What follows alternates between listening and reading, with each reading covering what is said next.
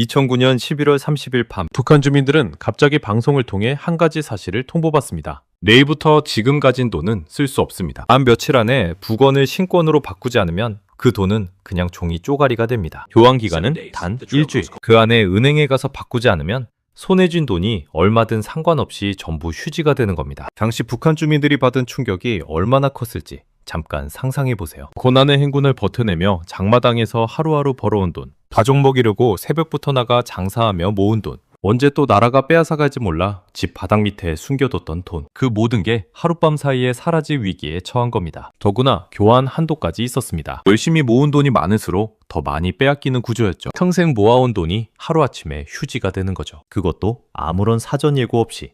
오늘 저녁 방송으로 발표가 났고 내일 아침부터 집행이 시작됐습니다. 북한 주민들에게 주어진 준비 시간은 사실상 하룻밤이었습니다. 어떤 사람들은 강에 돈을 뿌리고 스스로 목숨을 끊었습니다. 어떤 사람들은 김일성 초상화가 그려진 지폐를 땔감으로 태웠죠. 북한에서 화폐를 훼손하는 건 엄연한 처벌 대상입니다. 그걸 알면서도 불에 집어넣은 겁니다. 그만큼 사람들이 한계에 몰렸다는 뜻이었어요. 북한 역사상 보기 드문 민심 위반이었습니다. 이 모든 게 단 하나의 정책에서 시작됐습니다. 그런데 이게 갑자기 튀어나온 사건이 아닙니다. 북한은 이전에도 똑같은 짓을 반복해왔거든요. 오늘은 그 긴 역사를 처음부터 끝까지 따라가 보겠습니다. 화폐개혁이란 정확히 뭘까요? 쉽게 말하면 이겁니다. 나라가 강제로 돈의 가치를 바꾸는 것. 방법은 여러 가지예요.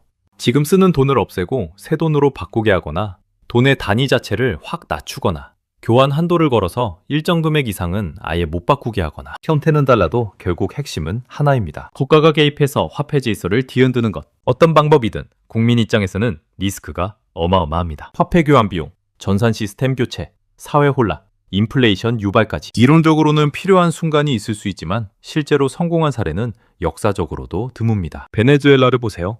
화폐 개혁을 여러 차례 단행했지만 인플레이션은 수백만 %까지 치솟았고 지금도 경제는 회복되지 않고 있습니다. 짐바브웨는 돈이 부족해서가 아니라 너무 많아서 망했습니다. 100조 달러짜리 지폐가 실제로 유통됐을 정도니까요. 터키도 2005년에 화폐 단위를 낮추는 개혁을 했는데 이후에도 인플레이션 문제가 이어졌습니다. 공통점이 보이시나요?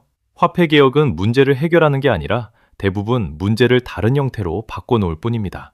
근본적인 경제 구조가 바뀌지 않으면 새 돈을 찍어도 결국 같은 문제가 반복됩니다. 그래서 웬만한 나라들은 화폐 개혁을 100년에 한 번 할까 말까 한 극약 처방으로 씁니다. 정말 경제가 한계에 몰렸을 때, 다른 방법이 전혀 없을 때 꺼내는 최후의 카드인 거죠. 그런데 북한은요? 100년도 안 되는 시간 동안 5번을 했습니다. 이야기는 1945년 광복 직후로 거슬러 올라갑니다. 일본이 패망하면서 조선은 해방됐지만 경제는 그야말로 쑥대밭이었습니다. 해방이 됐다고 해서 경제가 자동으로 정상화되는 건 아니니까요. 일제는 조선의 은행과 금융 시스템을 거의 독점하고 있었거든요. 조선의 은행 불입 자본의 80% 가까이가 일본 자본이었을 정도였습니다. 금융의 주도권이 사실상 전부 일본 손에 있었던 거죠. 그런데 일본이 패망하면서 그냥 다 들고 도망갑니다. 예금을 인출해서 일본으로 도주. 패망 직전에는 전쟁 비용을 충당하기 위해 과잉화폐를 남발한 탓에 조선에는 이미 돈이 넘쳐나는 상태였습니다. 거기다 일본인들이 예금까지 싹 빼가니 금융 시스템은 그야말로 공황 상태가 됐자죠. 설상가상으로 남북 분단이 일어납니다. 미국과 소련이 한반도를 나눠 점령하면서 남쪽과 북쪽이 분리됐는데 문제는 은행과 금융기관의 본점이 전부 남쪽에 몰려 있었다는 겁니다. 경성, 지금의 서울에 본점을 둔 은행들이 대부분이었거든요. 북쪽엔 이걸 통합적으로 관리할 독자적인 기구 자체가 없었어요. 북조선 중앙은행이 세워지긴 했지만 정작 화폐 발행 권한을 갖고 있지 않았습니다. 돈을 찍어낼 권한도 유통을 통제할 기관도 없는 상황. 당연히 위조 지폐가 활개를 쳤고 소련군은 들어와 자기네 군표를 마구 찍어서 유통시켰습니다. 시장에는 조선은행권, 소련 군표, 위조 지폐까지 뒤섞여 돌아다니고 있었죠. 북한의 금융 시스템은 사실상 존재하지 않았습니다. 결국 1947년 12월 북한 최초의 화폐 개혁이 단행됩니다. 소련의 주도 아래 추진된 이 개혁의 표면적인 목적은 인플레이션 억제와 금융체계 구축이었습니다. 김일성은 지금까지 우리에겐 우리의 화폐가 없었지만 이제 우리는 그것을 갖게 된다고 선언했죠. 공식 명분은 그럴싸했습니다. 하지만 속내는 따로 있었습니다. 교환 기간은 딱 일주일, 12월 6일부터 12일까지. 그리고 교환 한도를 계층별로 차등 설정했습니다. 지주, 상공업자, 종교단체는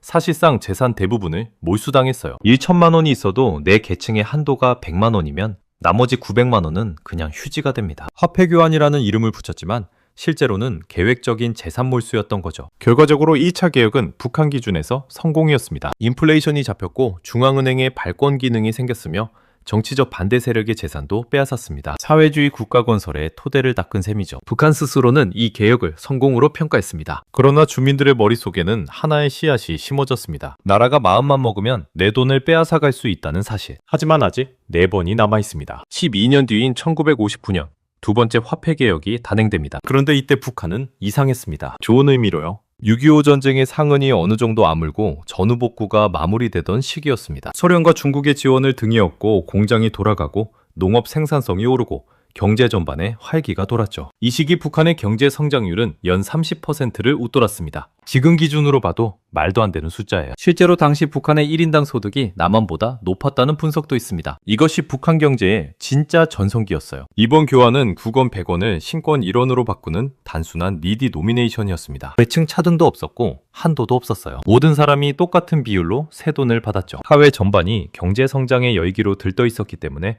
반발도 없었습니다. 북한 화폐개혁 역사에서 가장 정상적인 케이스였습니다. 한 가지 흥미로운 사실이 있습니다. 당시 북한이 이 정도의 경제력을 유지할 수 있었던 건 철저히 소련과 중국의 지원 덕분이었습니다. 자체 생산력보다 외부 지원에 의존한 성장이었다는 뜻이죠. 이 사실이 나중에 북한 경제의 약점으로 그대로 드러나게 됩니다. 그로부터 20년이 지난 1979년 3차 화폐개혁이 시행됩니다. 배경에는 오일 쇼크가 있었습니다. 1973년 중동전쟁으로 산유국들이 석유 수출을 제한하면서 전 세계적으로 기름값이 폭등했습니다. 경제 불안이 커지자 북한 주민들도 반응했습니다. 돈을 쓰는 대신 집안에 꽁꽁 숨기기 시작한 거죠. 돈이 시장에서 돌지 않으니 경제 순환 자체에 문제가 생기기 시작했습니다. 북한은 화폐 교환이라는 방법으로 주민들이 숨겨놓은 돈을 강제로 끌어냈습니다. 동시에 이 시기는 김일성이 아들 김정일을 후계자로 낙점하고 그 체계를 공고히 하는 시기이기도 했어요. 화폐 개혁을 통해 국가가 모든 걸 통제한다는 메시지를 다시 한번 주민들에게 각인시킨 거죠. 그나마 이때까지는 국가 배급이 유지되고 있었기 때문에 큰 반발은 없었습니다. 배급이 나오고 밥은 먹을 수 있었으니까요. 아직은요.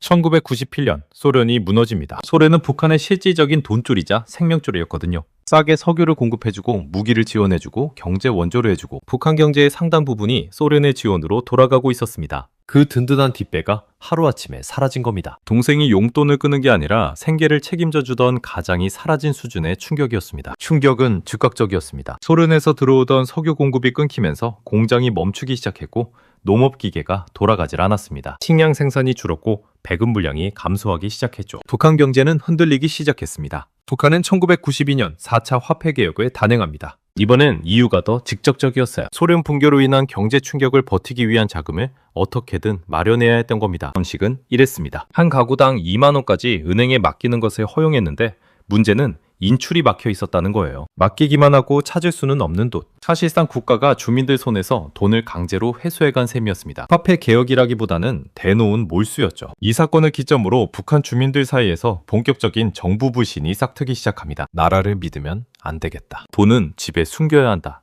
이 생각이 빠르게 퍼져나갔습니다. 그리고 얼마 지나지 않아 고난의 행군이 시작됩니다. 배급 시스템이 완전히 붕괴되고 1990년대 중반 수십만에서 수백만 명이 굶어 죽는 대기근이 닥쳤습니다. 국가가 먹여 살려주던 시대가 끝난 거죠. 살아남기 위해 사람들은 자발적으로 장마당을 만들기 시작했습니다. 몰래, 조용히. 그러나 이 시기가 중요한 이유가 있습니다. 고난의 행군은 단순한 기근이 아니었습니다. 북한 주민들이 처음으로 국가가 아닌 자기 자신의 힘으로 살아남는 법을 배운 시기였거든요. 그리고 그 방법이 바로 장마당이었습니다. 그리고 드디어 2009년입니다. 고난의 행군 이후 장마당은 북한 사회 전반으로 깊숙이 퍼져 있었습니다. 배급 대신 시장이 사람들의 밥줄이 됐고 2002년 북한 당국이 일부 시장 활동을 공식적으로 허용하면서 장마당은 더욱 빠르게 성장했습니다. 이제 북한에서 돈을 버는 방법은 국가에서 월급을 받는 것이 아니라 장마당에서 장사를 하는 것이었습니다. 사람들은 국가보다 시장을 더 믿기 시작했습니다. 국가 입장에서 이건 눈의 가시였습니다. 사회주의 계획경제 체제에서 국가의 통제 밖에 있는 시장이 커진다는 건 국가 권력이 약해진다는 뜻이니까요. 내가 통제하는 계획경제가 아니라 사람들이 자기들끼리 돈을 버는 시스템. 이게 점점 커지는 걸 지켜보던 북한 당국은 결단을 내립니다. 장마당을 박살내자. 2009년 11월 30일 밤 기습적으로 화폐 개혁을 발표합니다. 예고도 없었습니다. 준비할 시간도 없었어요. 그냥 하룻밤 사이에 선언된 겁니다. 국원 100원을 신권 1원으로 교환. 그리고 치명적인 조건이 붙었습니다. 교환 가능한 금액은 세대당 10만 원 한도, 나머지는 국가에 헌납하거나 은행에 맡기거나, 은행에 맡긴 돈은 언제 찾을 수 있는지 아무런 보장도 없었습니다. 장마당에서 수년간 누문하게 모아온 돈이 한도 초과분은 전부 국가에 빼앗기는 겁니다. 고난의 인고대 버텨내며 한 푼 두 푼 모은 돈이 하루아침에 사라졌습니다. 대체 내일부터 뭘 먹고 살아야 하는지 막막한 상황이 된 거죠. 북한 사회는 공황 상태에 빠졌습니다. 쌀값은 300배 이상 폭등했습니다. 어제 100원이었던 쌀 1kg이 오늘은 3만 원이 된 거예요. 새 화폐가 시장에 제대로 공급되지 않은 상태에서 국원이 무효화되자 거래 자체가 멈춰버린 겁니다. 멈춘 거래가 물가를 폭발시켰고, 폭발한 물가가 사람들을 벼랑 끝으로 몰았습니다. 먹을 것을 살 돈도 팔 수 있는 화폐도 없는 상황. 그야말로 경제적 진공 상태였습니다. 압록강과 두만강에는 지폐가 떠다니기 시작했습니다. 전 재산을 강에 뿌리고 스스로 목숨을 끊은 사람들이었습니다. 현금 다발을 안고 투신한 사람들도 있었다고 전해집니다. 돈이 많아도 쓸 수 없는 살 이유를 잃어버린 사람들이었습니다. 국경에서는 보안원이 주민을 총으로 쏘는 사건도 일어났습니다. 분노한 주민들이 들고 일어나기 시작하면서 북한 역사상 보기 드문 충돌이 곳곳에서 벌어진 거죠. 북한에서 화폐를 훼손하는 건 처벌 대상입니다. 그런데도 지폐를 땔감으로 태우는 사람들이 나왔습니다. 김일성 초상화가 그려진 돈을 불에 넣는다는 건 북한 사회에서 상상하기 힘든 일이에요. 그만큼 사람들이 한계를 완전히 넘어섰다는 뜻이었습니다. 그런데 아이러니하게도 장마당을 잡으려고 한 이 조치가 오히려 장마당을 더 키웠습니다. 사람들이 북한 돈을 완전히 불신하게 됐거든요. 언제 또 같은 일이 벌어질지 모르는데 북한 원화를 손에 쥐고 있을 이유가 없었습니다. 그래서 달러와 위안화를 쓰기 시작했습니다. 외화가 실질적인 화폐로 자리 잡기 시작한 겁니다. 국가 통제 밖의 시장을 없애려 했더니 국가 통화 자체가 시장에서 퇴출당하는 결과가 벌어진 거죠. 결국 북한 당국은 이례적으로 공식 사과를 발표했습니다. 화폐 계획을 추진한 계획재정부장을 공개 처형했다는 보도도 나왔습니다. 북한이 정책 실패를 이 정도로 인정한 경우는 역사적으로도 극히 드뭅니다. 그만큼 이번 화폐 개혁은 돌이킬 수 없는 실패였다는 뜻이죠. 이 과정에서 돈주라는 계층이 등장합니다. 외화를 1만 달러 이상 보유한 사람들을 부르는 말이에요. 화폐 개혁의 혼란 속에서도 외화를 쥐고 있던 사람들,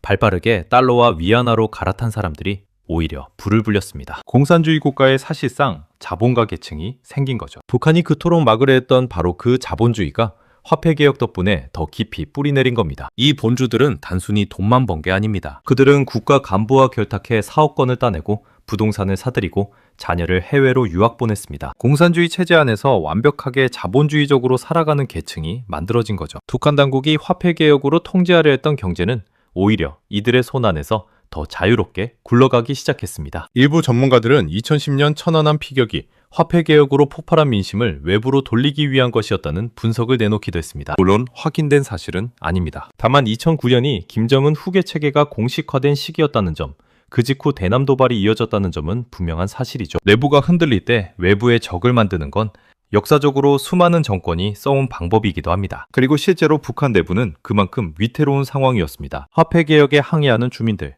시장에서 달러를 거래하는 사람들, 국경을 넘어 탈출하는 사람들.